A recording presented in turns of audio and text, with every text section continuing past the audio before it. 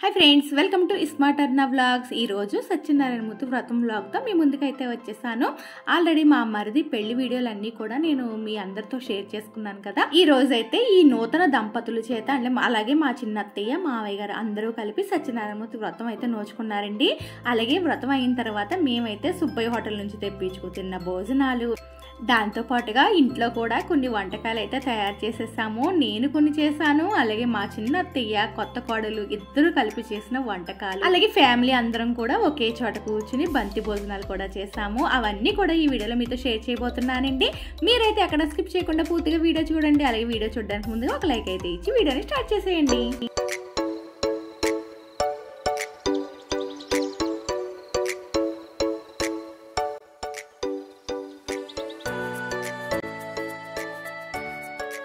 Friday రోజున తెల్లవారుజామునే నోము నోచుకుంటాము అని చెప్పి మా చిన్న అత్తయ్య గారు ఒక 4 డేస్ ముందే కాల్ చేసి రమ్మని చెప్పారు। ఇంకా ఫ్రైడే కాబట్టి ఇల్లు శుభ్రం చేసుకుని ఇంట్లో దీపం పెట్టుకుని అలాగే ముందు రోజు నైటే మా పెరట్లో ఉన్న అరటి చెట్లు అలాగే మామిడాకులు కూడా తీసుకుని రమ్మని చెప్పారు। అంటే సత్యనారాయణమూర్తి వ్రతానికి అరటి చెట్లు పెడతారు కాబట్టి ఇంకా అవన్నీ ముందు రోజే కట్ చేసి రెడీగా ఉంచాను। అలాగే కొత్త దంపతులకి అలాగే మా అత్తయ్య మామయ్యకి కూడా బట్టలు అయితే తీసుకున్నాము। ఇంకా అవన్నీ తీసుకుని వాళ్ళ ఇంటికి అయితే వెళ్ళాము।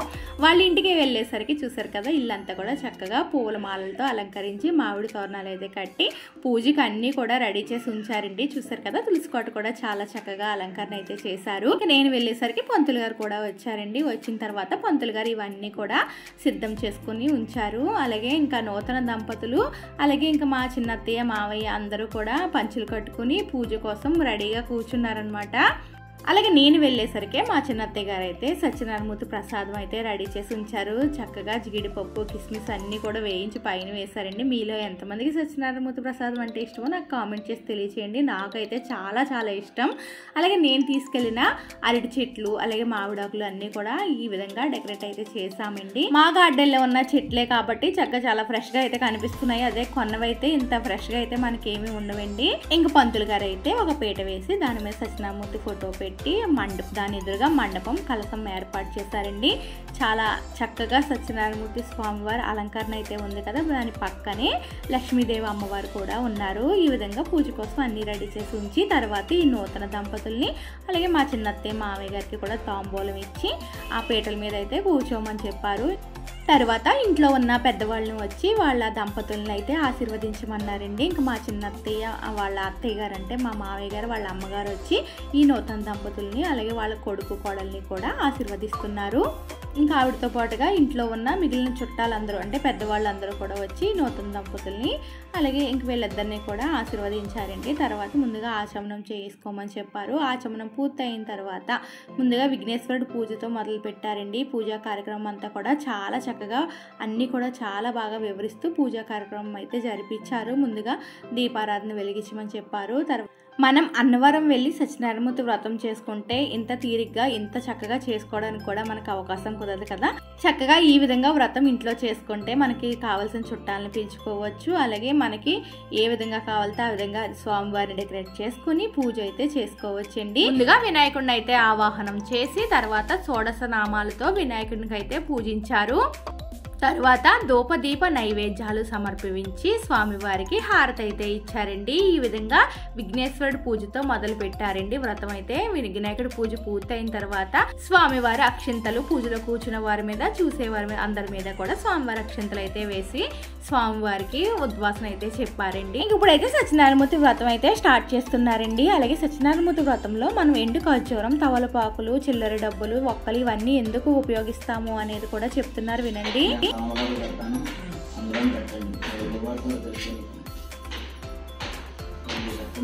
అలాగా ఒక పండు దాని స్వభావం మారిపోతూ ఉంటుంది, కానీ ఖర్జూరం అది పచ్చిగా ఉన్నా ఎండిపోయినా ఎలా ఉన్నా దాని యొక్క స్వభావం అనేది ఇప్పటికీ ఖర్జూరాన్ని తీసుకుని మీరు నీళ్ళలో వేసేసి రాత్రంతా ఉంచి ఉదయం నీళ్ళు తాగితే పంచదార నీళ్ళు కూడా ఎందుకు పనికిరావు, అంత తీయగా ఉంటాయి।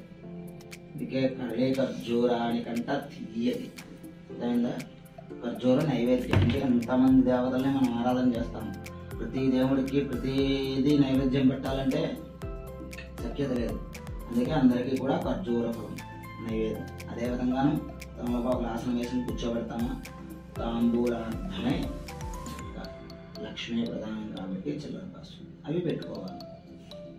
అలాగే పసుపు కొమ్ము గురించి కూడా వివరించారండి. అప్పుడైతే వీడియో అది సరిగ్గా వినిపించలేదు. పసుపు కొమ్ము మాంగళ్యానికి శుభప్రదం కాబట్టి పసుపు కొమ్ములు కూడా పెడతారంట. ఈ విధంగా అన్నీ చక్కగా వివరించారండి. ఖర్జూరం ఏమో నైవేద్యానికి, తవలపాకులేమో ఆసనానికి, అలాగే లక్ష్మీప్రదం కాబట్టి చిల్లర డబ్బులు, ఈ విధంగా అన్నీ పెడతారు అని చెప్పి ఆ విధంగా వివరించి తర్వాత ఈ మండపారాధన అయితే చేశారండి. చాలా చక్కగా అన్నీ వివరించారు.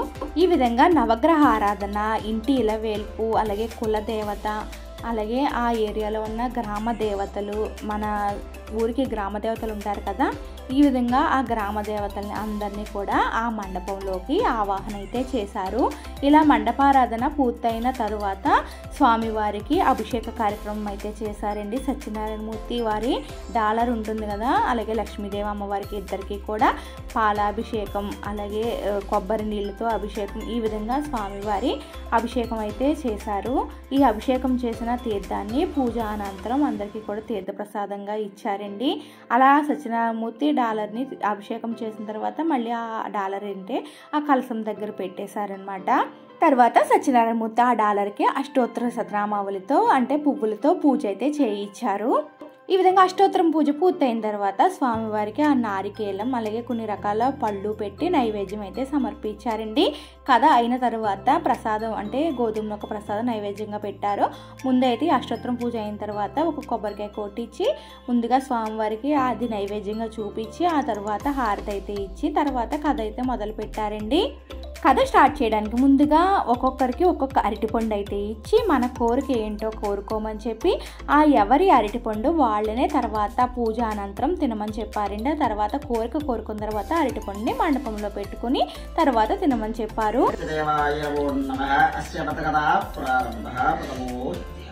ఈ విధంగా 5 అధ్యాయాలు కథ అయితే చెప్పారండి. కథ అయిన తర్వాత అందరం కూడా అక్షింతలు అయితే స్వామివారి మీద వేసుకుని మన తల మీద కొంచెం వేసుకున్నాము.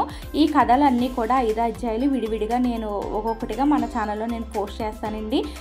కథ అంటే కొంచెం పెద్దగా ఉంటుంది కదా, అన్ని వీడియోలో పెడితే వీడియోలు ఎంత ఎక్కువైపోతుందని చెప్పి కథలు అయితే ఏమీ వీడియోలో నేను మీకు వినిపించలేదు. అది ఏ అధ్యాయానికి ఆ అధ్యాయం విడిగా నేను వీడియో చేసి అయితే మన ఛానల్లో పోస్ట్ చేస్తాను.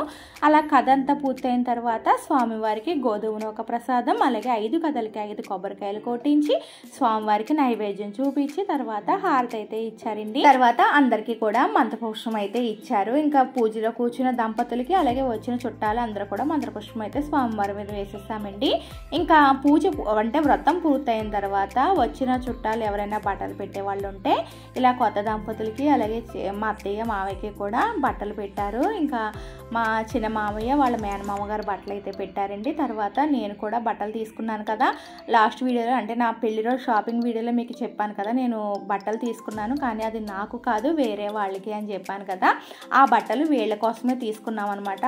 అప్పుడే మాకు వీళ్ళు వ్రతం చేసుకుంటున్నారని తెలిసింది. ఇంకా అలాగే షాపింగ్కి వెళ్తున్నాం కదా అని చెప్పి వాళ్ళకి కూడా బట్టలు అయితే తీసేసుకున్నాము. ఇంకా చిన్న అత్తయ్య మామయ్యకి బట్టలు ఇచ్చేసిన తర్వాత ఈ నూతన దంపతులకు కూడా నేనైతే బట్టలు పెడుతున్నానండి. అయితే తెల్లవారుజామున వెళ్ళడం వల్ల ఇంకా మా వారికి పని ఉండి ఆయన అయితే లేట్గా వచ్చారు. ఇంకా నేనైతే ఒక్కరిదాన్నే ఈ దంపతులకైతే బట్టలు అయితే ఇచ్చానండి. బట్టలు పెట్టి ఇంకా మా మరిదిని తోటికోళ్ళని అయితే ఆస్వాదించాను. ఇంకా మేమందరూ బట్టలు పెట్టిన తర్వాత మా చిన్న అత్తయ్య వాళ్ళ అత్తగారు కూడా ఈ నూతన దంపతులకి బట్టలు అయితే ఇచ్చారు.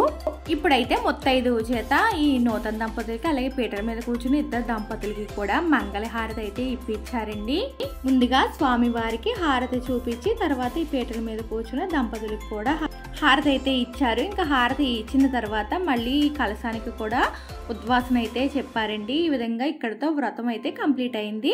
మనకి ఈ వ్రత కథలో ముఖ్యంగా చెప్పేది ఏమిటి అంటే వ్రతం పూర్తయిన తర్వాత తప్పనిసరిగా తీర్థ ప్రసాదాలు తీసుకోవాలి, లేదంటే ఫలితం దక్కదని చెప్పి మనకి ఈ కథలో అయితే చాలా వివరంగా చెప్తారు కదా. అందుకే ముందుగా స్వామివారికి చేసిన అభిషేకం పాలు ఉన్నాయి కదా, వాటిని అయితే తీర్థంగా ఈ దంపతులకి అయితే ఇస్తున్నారు. ఇంకా తీర్థం తీసుకున్న తర్వాత ఇంకా అందరికీ ఎంతో ఇష్టమైన స్వామివారి ప్రసాదాన్ని అయితే అందరికీ కూడా ఇచ్చారండి. పీటల మీద కూర్చున్న దంపతులకే కాదు వచ్చిన చుట్టాలందరికీ కూడా ఈ ప్రసాదం అయితే పంచిపెట్టారండి. ఈ సత్యనారాయణమూర్తి ప్రసాదం ఏంటో తెలియదు కానీ చాలా అద్భుతమైన టేస్ట్ అయితే వస్తుంది కదండి. మీలో ఎంతమందికి ఈ సత్యనారాయణమూర్తి ప్రసాదం అంటే ఇష్టమో నాకు కామెంట్ చేయండి. నాకైతే చాలా చాలా ఇష్టం అనమాట. ఇంకా పూజ పూర్తయిన తర్వాత పెద్దవాళ్ళ దగ్గర ఆశీర్వాదం అయితే తీసుకున్నారు. ఇంకా చిన్న అత్తయ్య, మామయ్య, అలాగే ఈ నూతన దంపతులు వాళ్ళందరూ కూడా ఇలా పెద్దవాళ్ళందరి దగ్గర కూడా ఆశీర్వాదం అయితే తీసుకున్నారండి. ఇక్కడితో వ్రతం అయిపోయింది, ఇంకేముంటుంది అనుకోకండి. ఇక్కడ నుంచి అసలైంది అయితే స్టార్ట్ అయింది. ఇంకా వ్రతం అంటే ఎలా జరిగింది అనేది మాత్రం ఇప్పటి వరకు చూపించానండి. ఇంకా ఇక్కడ నుంచి మా హడావుడంతా కూడా ఎలా ఉందనేది చూపించేస్తాను. అలాగే ఇంకా ఎవరైనా లైక్ చేయకపోతే మాత్రం లైక్ చేయండి, ఎందుకంటే మీరు ఇచ్చే లైక్ వల్ల వీడియో ఎక్కువ మందికి రీచ్ అవుతుంది. అందుకే అన్నిసార్లు ప్రతిసారి కూడా లైక్ చేయండి అని అయితే నేను చెప్తున్నాను.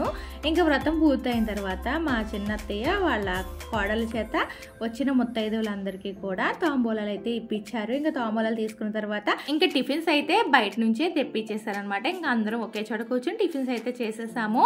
ఇంకా టిఫిన్స్ అయిన తర్వాత నేనేంటంటే ఇప్పుడు పులిహార కోసం అని చెప్పి చింతపండు పులుసు అయితే రెడీ చేస్తున్నానండి. అయితే భోజనాలు అయితే బయట ఆర్డర్ ఇచ్చారు, కానీ పులిహార అది కూడా ఇంట్లో చేద్దాము అని చెప్తే నేనైతే ఇంకా చింతపండు పులిహార అయితే ఇక్కడ చేసేస్తున్నాను. అంటే వచ్చిన చుట్టాలకే కాకుండా ఇంకా వీధిలో వాళ్ళకి కూడా ప్రసాదం పంచడానికి ఉంటుంది కదా అని చెప్పి చింతపండు పులిహార అయితే చేసేస్తున్నాను. ఇక్కడ నేను ఒకవైపు పులిహార రెడీ చేస్తుంటే అక్కడ మా చిన్నత్తయ్య అలాగే కొత్త కోడలు ఇద్దరు కలిపి బూరెలు అయితే వేసేస్తున్నారు. చూడండి, మా చిన్నత్తయ్య దగ్గరుండి వాళ్ళ కోడలకైతే బూరెలు ఎలాగ వేయాలి అని నేర్పిస్తున్నారు. చక్కగా బూరెలు అయితే చాలా బాగా వేస్తున్నారు. ఆవిడ వేస్తుంటే ఇంకొక వైపు అయితే కోడలు అయితే ఆ బూరెలను అయితే తీస్తుందండి. ఈ విధంగా బూరెలు పులిహారలు అయితే ఇంట్లో అయితే మేము రెడీ చేసాము. తర్వాత భోజనాలు అయితే ఎంతో ఫేమస్ అయిన సుబ్బయ్య హోటల్ నుంచి అయితే మా చిన్నత్తయ్య వాళ్ళు తెప్పించారండి. సుబ్బయ్య హోటల్ భోజనాలు ఏముంటాయా అని చెప్పి చూపిద్దామని చెప్పి మీకు కూడా చూపించేస్తున్నాను. చూడండి, ముందుగా అయితే పప్పు టమాటా ఇచ్చారు, అలాగే రసం ఇచ్చారు. ఇక్కడ వచ్చేసి కొంచెం పులిహార అయితే ఇచ్చారండి, అలాగే బిర్యానీ ఇచ్చారండి, వెజ్ బిర్యానీ అనమాట. అలాగే ఇందాక సాంబార్ అది ఇదేమో రసం ఇచ్చారు, అలాగే పెరుగు ప్యాకెట్ ఇచ్చారు. ఇది వచ్చేసి మునక్కాడ పునుగుల కూర ఇచ్చారండి, అలాగే పెరుగు ప్యాకెట్లు 2 ఇచ్చారు. అలాగే ఇంకొకటి బెండకాయ పులుసు ఇచ్చారు, అలాగే నెయ్యి ప్యాకెట్ కూడా ఇచ్చారండి. నెయ్యి ప్యాకెట్ ఎందుకు ఇచ్చారో చూపిస్తాను చూడండి. మనకి రోటి పచ్చడి ఇచ్చారు, అలాగే మునగాకు పొడి, కరివేపాకు పొడి అనుకుంటాను, కరివేపాకు పొడి, కంది పొడి ఇచ్చారు. దానికోసం అని చెప్పి నెయ్యి కూడా ఇచ్చారు. అలాగే స్వీట్స్ ఇచ్చారు, సాల్ట్ కూడా ఇచ్చారండి. పెరుగులో వేసుకోవడానికి స్వీట్లు అయితే హల్వా ఇచ్చారండి. ఈ విధంగా అలాగే అప్పడాలు కూడా ఇచ్చారు. సుబ్బయ్య హోటల్ భోజనాలు అంటే ఏ విధంగా ఉంటాయి నేను కూడా ఫస్ట్ టైం చూస్తున్నాను. బుట్ట భోజనం చాలా ఫేమస్ కదా. అలాగే ఈ బుట్టలో ఏంటంటే కింద రైస్ ఉంది, పైన వచ్చేసి 2 ఫ్రై ఐటమ్స్ అయితే ఇచ్చారండి. ఒకటి క్యాబేజ్ ఫ్రై ఇచ్చారు, ఇంకొకటి వచ్చేసి దొండకాయ ఫ్రై ఇచ్చారండి. బుట్టతోనే మనకి భోజనం అయితే ఇస్తారండి. అలాగే అరిటాకులో భోజనం అయితే ఇస్తారంట. బుట్ట అడుగున అరిటాకు కూడా వేశారు. అలాగే క్వాంటిటీ ఏది ఎంత వచ్చిందో అనేది కూడా నేను మీకు చూపిస్తున్నాను చూడండి. ఈ భోజనం అయితే 4 మెంబర్స్కి అయితే సరిపోతుందంట. దానికి తగ్గట్టుగా ఈ కర్రీస్, రైస్ అన్నీ ఇచ్చారండి. ఫ్రై అయితే ఈ విధంగా ఈ మాత్రం వచ్చింది. అలాగే రైస్ అయితే చాలా ఎక్కువ ఉందండి. బుట్టలో అయితే కనిపించట్లేదు, కానీ గిన్నెలో వేసిన తర్వాత చాలా ఎక్కువ కనిపించింది. అలాగే 4 స్వీట్లు ఇచ్చారు. ఇంక ఇవన్నీ వేయడానికి మేము గిన్నెలు అయితే రెడీగా ఉంచేసామన్నమాట. ఇంకా మా వారైతే కట్ చేసి అవన్నీ గిన్నెలోకి వేస్తున్నారు. వేసేటప్పుడు క్వాంటిటీ మీకు చూపించాలి అని చెప్పి నేనైతే ఈ వీడియో అయితే తీస్తున్నానండి. అసలే బుట్ట భోజనం అంటే ఏంటి, సుబ్బయ్య గారు బుట్ట భోజనం బాగుంటుందా బాగోదా, టేస్ట్ ఎలా ఉంది అన్నీ కూడా ఈ వీడియోలో చెప్పేస్తాను. అలాగే చూసారు కదా, వెజ్ బిర్యానీ అయితే చాలా తక్కువ వచ్చిందండి. 4 మెంబర్స్ కంటే ఒక చిన్న గరిటెడు ఒక్కొక్కరు అయితే వేసుకుంటే సరిపోతుంది అనమాట. అంత బిర్యానీ అయితే ఇచ్చారు. అలాగే పులిహార కూడా బిర్యానీ అయితే ఎంత ఇచ్చారో అంతే పులిహార కూడా ఇచ్చారండి. ఇది కూడా చాలా తక్కువే, అంటే ఒక చిన్న గరిటె మాత్రం వేసుకోవడానికి అవుతుంది. అలాగే దాని తర్వాత రోటి పచ్చడి ఇచ్చారండి. రోటి పచ్చడి అయితే చాలా బాగుంది. ఇది కూడా చాలా తక్కువ ఇచ్చారు, అంటే ఐటమ్స్ ఎక్కువ వల్ల మనకి చూడడానికి తక్కువ కనిపిస్తుంది. అలాగే ఆవకాయ పచ్చడి కూడా ఇచ్చారండి. ఇదైతే మనకి పెసర పొనుకుల పులుసు అండి, చాలా బాగుంది. ఈ కర్రీ అయితే ఈ విధంగా ఇంత వచ్చింది. 4 మెంబర్స్కే కాబట్టి సరిపోతుంది, అంటే ఒక బుట్ట 4గురికి సరిపోతుందని చెప్పారు. అలాగే ఇది వచ్చేసి బెండకాయ పులుసు అండి. ఈ కర్రీ కూడా ఎక్కువే ఇచ్చారు, అంటే 2 రకాల, ఒక కర్రీ ఒక పులుసు అయితే ఇచ్చారు. 2 రకాల ఫ్రైలు ఇచ్చారు, 2 రకాల పొడి ఇచ్చారు, అలాగే రసం ఇచ్చారు, సాంబార్ ఇచ్చారు, పప్పు టమాటా ఇచ్చారండి. రసం అయితే ఈ విధంగా ఇంత వచ్చింది. అలాగే ఇది వచ్చేసి ఆవకాయ పచ్చడి చూడండి, 4గురికి సరిపడనంత, అంటే 4 ఆవకాయ బద్దలు వేసి పచ్చడి అయితే ఇచ్చారు. ఇది వచ్చేసి పప్పు టమాటా అండి. పప్పు టమాటా కూడా చాలా ఎక్కువే ఇచ్చారు. ఒక్కొక్కటి గిన్నెలు కొంచెం పెద్దగా ఉండడం వల్ల వేసిన తర్వాత మీకు చిన్నగా కనిపిస్తుంది. అలాగే ఇది వచ్చేసి సాంబార్ అండి. సాంబార్ కూడా గిన్నెలోకి అయితే వేసేసుకుంటున్నాము. అంటే ఒక్క బుట్ట భోజనం ఎంతమందికి సరిపోతుందో అనుకోవచ్చండి. మొత్తం 5 బుట్టల భోజనాలు అయితే చెప్పారు, అంటే ఒక 20 మెంబర్స్ వరకు ఉన్నారు. చూడండి ఆవకాయ పచ్చడి అలాగే రోటి పచ్చడి ఏవి ఎంత వచ్చాయి అనేది మళ్ళీ చూపిస్తున్నాను. అలాగే రైస్ క్వాంటిటీ ఎంత వచ్చింది అనేది గిన్నెలోకి వేస్తున్నాను. చూడండి చాలా ఎక్కువ వచ్చింది. తక్కువ తినే వాళ్ళకైతే ఒక 5 మెంబర్స్ వరకు కూడా సరిపోతుంది. ఇవన్నీ కొంచెం కొంచెం తింటా ఉంటే రైస్ కూడా ఎక్కువ తినలేం కాబట్టి ఒక 5 మెంబర్స్ వరకు సరిపోవచ్చు. కొంచెం పర్లేదు బాగా తినేవాళ్ళు అంటే ఒక 4 మెంబర్స్కి అయితే సరిపోతుందండి. చాలా పెద్ద గిన్నెతో వచ్చిందనమాట రైస్. ఇవైతే కరివేపాకు పొడి, కంది పొడి అండి. అవి వేసుకోవడానికి ఒక ప్యాకెట్ నెయ్యి కూడా ఇచ్చారు. అలాగే సాల్ట్ ఇచ్చారండి. వీటితో పాటుగా నలుగురు తినడానికి 4 బప్పీ ప్లేట్లు కూడా ఇచ్చారు. అంటే ఇవి బాగా పలచగా ఉంటాయి. మనం బప్పీ అంటే చేతితో పట్టుకొని తినడానికి అయితే అవ్వదు, కానీ కింద నేల మీద కూర్చుని వేసుకోవడానికి అయితే ఈ ప్లేట్లు అవుతాయి అన్నమాట. ముందుగా అయితే పిల్లలకి అలాగే పెద్దవాళ్ళకి భోజనాలు అయితే స్టార్ట్ చేసేసాము. ఇంకొక వైపు పిల్లలు కింద కూర్చున్నారు, అలాగే పెద్దవాళ్ళు అయితే చేర్చుకుంటూ భోజనాలు అయితే చేస్తున్నారండి. ఇంకా వచ్చిన చుట్టాలంటే మరి దగ్గర వాళ్ళనే పిలుచుకున్నారు, కానీ బయట వాళ్ళని అయితే ఎవరిని పిలవలేదు. ఈ విధంగా వాళ్ళు భోజనాలు అయిన తర్వాత మేము ఏంటంటే ఇంక వ్రతం అయింది కదా, పచ్చటి అరిటాకులో భోజనం చేస్తే మంచిది అన్నారని చెప్పి ఇంకా మా చిన్న మామయ్య గారు అయితే అరిటాకులు తీసుకొచ్చారు. మేమందరం కూడా అరిటాకులో భోజనం చేద్దామని చెప్పి అరిటాకులు అయితే వేసుకుని అన్నీ వడ్డించుకుంటున్నాము. చూడండి సుబ్బయ్య భోజనం హోటల్ అంటే ఎన్ని రకాల ఐటమ్స్ వచ్చాయో. బుట్ట భోజనం అంటే మరీ ఫేమస్ కదా, అలాగే టేస్ట్ కూడా చాలా చాలా బాగుందండి. ఇంకా చక్కగా అందరం కలిసి ఒకే చోట కూర్చుని మీకు నేను ఈ వంటకాలన్నీ చూపిస్తున్నాను. చూడండి ఎన్ని రకాల ఐటమ్స్ ఇచ్చారో. అలాగే ఈ బుట్ట భోజనం రేట్ ఎంతో కూడా మీకు చెప్పాలి కదా. మరి బుట్ట భోజనం వచ్చేసి 500 అయితే ఛార్జ్ చేశారంటండి. అలాగే వాటితో పాటుగా నేను చేసిన పులిహార బూర్లు కూడా ఈ ఆకుల్లో అయితే వడ్డించుకొని మేమైతే అందరం కలిపి భోజనాలు అయితే చేసేస్తున్నామండి. చక్కగా అందరం ఒకే చోట కూర్చుని ఇలా భోజనాలు చేస్తే చాలా బాగుంటుంది కదా. ఈ మధ్యన పెళ్ళిళ్ళ దగ్గర ఏంటంటే మనం నేల మీద కూర్చుని తినేదే లేదు, అలాగే అరిటాకులో భోజనాలు కూడా ఎప్పుడూ చేయట్లేదు. కనీసం ఇలాంటి వ్రతాలు పూజలు ఎప్పుడైనా ఫ్యామిలీ మెంబర్స్ అందరం ఒకే చోట కూర్చుని ఇలా కలిసి భోజనం చేస్తే చాలా బాగుంటుంది కదండి. ఆ ఫీలింగే వేరు. మీలో ఎంతమంది ఇలాంటి పూజలు వ్రతాలప్పుడు కలిసి భోజనం చేస్తారో నాకు కామెంట్ చేయండి. అలాగే ఈ వీడియో కనుక మీకు నచ్చినట్లయితే లైక్, షేర్, సబ్స్క్రైబ్ చేయడం మాత్రం మర్చిపోకండి.